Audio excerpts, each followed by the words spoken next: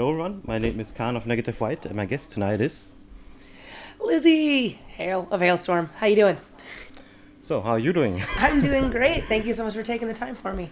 So, no hangover from the birthday party yesterday? No. That would, well, I haven't seen my brother yet, so Okay. we'll see. We fed him a lot of drinks and a lot of cake, so I don't even know if he's up yet. So he's the only one who didn't make it. Yeah, I know. We might have left him behind. You never know. Okay. Well, that would be bad. I mean, but there are like 4 other drummers Yeah, on this tour. we'll make it work, yeah. He bounces right back. It's fine. Yeah, so I saw your show yesterday in Frankfurt. I think it was a great show. Oh, thank you. And there was cake, but to the face. Yes, cake to the face. It was my for those of you who don't know what I'm talking about, my little brother is in the band. He's our drummer, and it was his birthday yesterday, April Fool's Day, and in Frankfurt. And yeah, so we decided to prank him in more ways than one. We ended up bombarding him with press in the morning, and then throughout the day, just kind of got some plans for a big pie in the face situation, and then he just made a mess all over the stage. And Yeah, he gave you a smoochie. So oh yeah, so then there's cake all over my face. Yeah. So, but it's not the tradition. It was the first time that you pranked him like that. Yeah, it usually for his birthday it's more subtle. Like last year for his birthday, I did kind of a roast of RJ the whole night. So I was just telling the audience embarrassing stories about him, and making sure that his mic was off so he couldn't rebuttal me, and so that was fun. So we did that, but then this year was more like let's just make a mess and have fun. And he for whatever reason he appreciates the pranks, so makes him feel loved. Okay. Yeah, attention in any form is Right. good.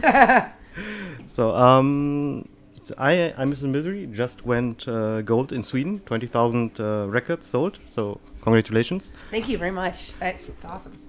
So yeah, how does it feel? I mean, Sweden is only 20,000 records. I think in America it's like 500,000. Yeah, but it's a smaller country, right? It's a smaller country. At the same time, it's wonderful to have those mile markers, and because you realize what your how do you say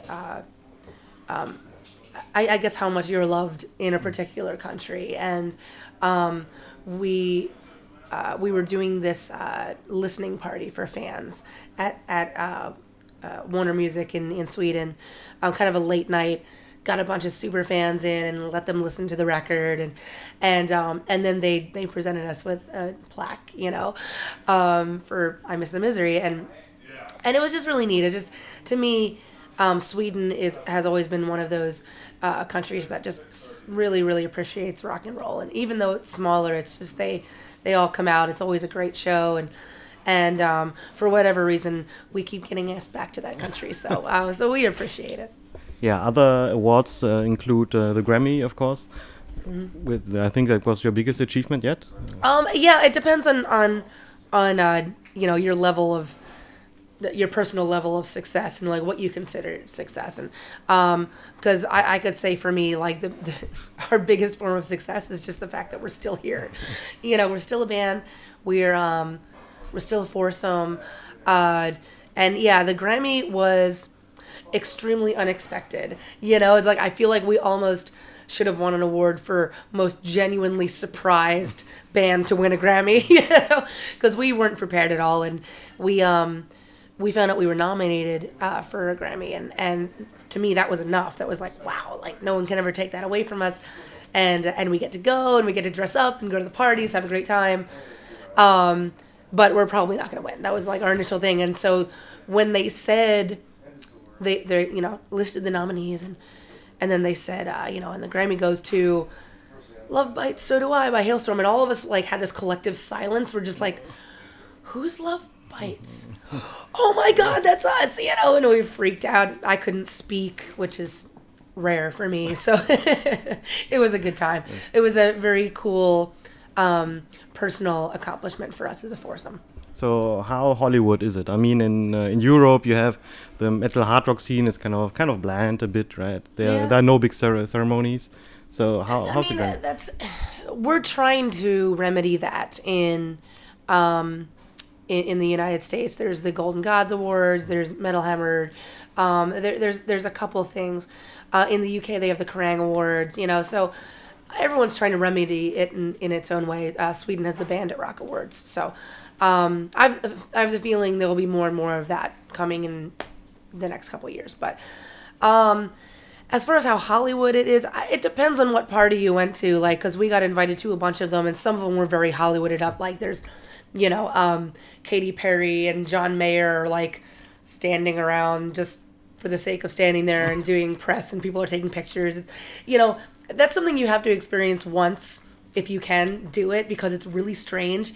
And then we went to, like, some other parties that were, like, total, like, underground, like, rock parties that were more of our speed. So, to experience it to both was very cool. It's like I don't know. It's like we don't take ourselves super seriously, so we just wanted to have a good time, and drink as much free beer as that they would give us.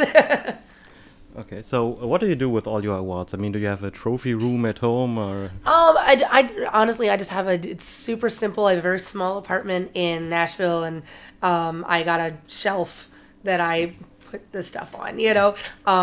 Hopefully it's strong enough, because one of the awards is the Bandit Rock Award, which is like 50 pounds. It's just not that much, but it's really heavy. I Am the Fire is not available on YouTube Germany yet, so you have to listen to it on Spotify.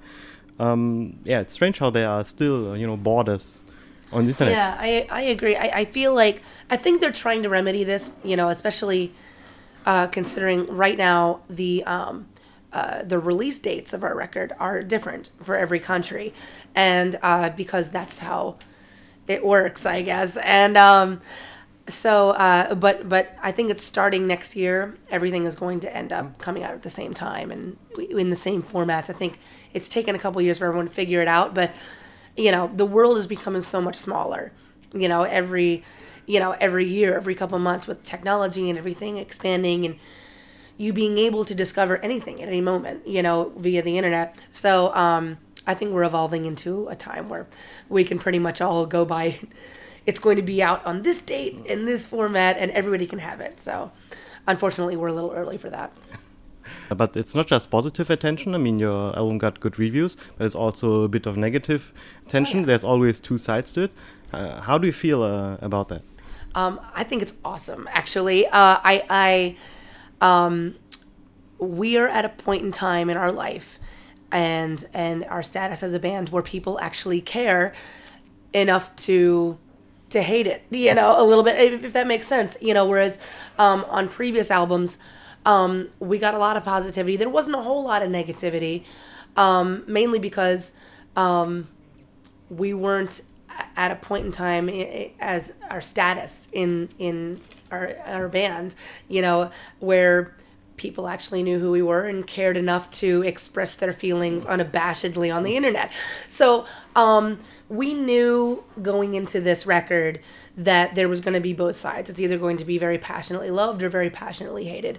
And honestly, we welcomed that with open arms. It's actually, for us, it's kind of a milestone and a little tick of success. So bring it on.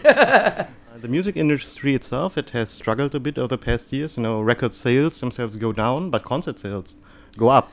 I agree. Well, I think it's just, again, it's the sign of the times. Everybody's trying to figure out how to sell music and physical copies of albums and MP3s and whatnot. But the initial feeling of going to a live show and the release that you get from that, and the almost religious experience that you get from a live show is very much alive. And I know people that will literally be late on their payments for cars or rent so that they can buy a ticket and come and just have that release. And I relate very much to that, because for me still, even after being in this band for 18 years, doing a live show and being on stage and feeling that connection with the crowd and the energy coming from everything being so spontaneous, that is where my life makes sense. You know what I mean? So I relate to that. And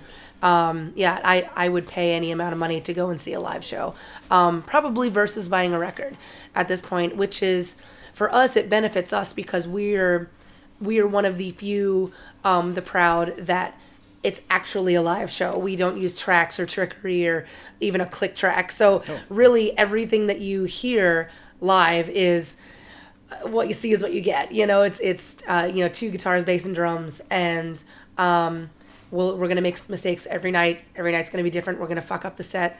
Sorry, but the F-bomb. But we are. It's Europe, it's not a problem. We're past that now in a relationship. We can say fuck if we want. So to me, it actually benefits us because really we'd rather you come to and see the live show and see what it's all about, So and that's where we love seeing and discovering new bands is live. So yeah. So right now, until they figure out a way to equal that, with MP3s and physical albums, that's probably going to be the way it goes.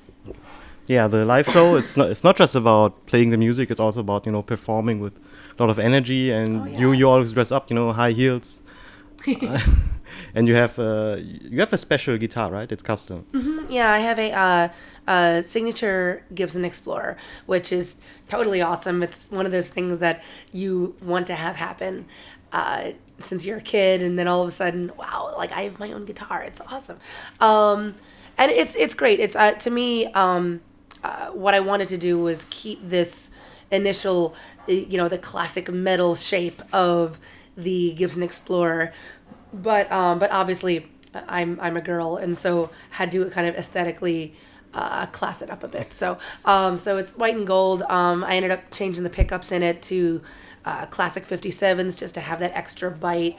And it's one of those guitars that I feel like you're gonna see from the back row, and it makes me feel like a rock star when I put it on. So yeah, I saw they also sell a similar version on the official store, right? Mm-hmm. Yes, we're planning on putting out a bunch more, and then we're going to end up doing kind of a special version of it coming up that I can't really talk about now, but you'll find out. Okay, my final question. High heels. Isn't it dangerous on stage? To yourself, to others? Yes, and especially to the guys, because I'm kidding. Now it is dangerous. It's there's a bit of a risk every single time. At the same time, I don't do as stupid things as I used to in high heels. Like when this was about a decade ago, I used to jump off of the half stacks in my high heels, and land right next to my bass player and freak him out, and do all sorts of things like that. And I don't do that anymore, but I don't know. As with anything, it's practice. I'm sure you could do the same thing if you really wanted to. I'm not so sure. I'll teach you sometime. Okay. So, but they are regular high heels, not like they're not steel custom. or custom. I would love to make a custom high heel just for the comfort of it. But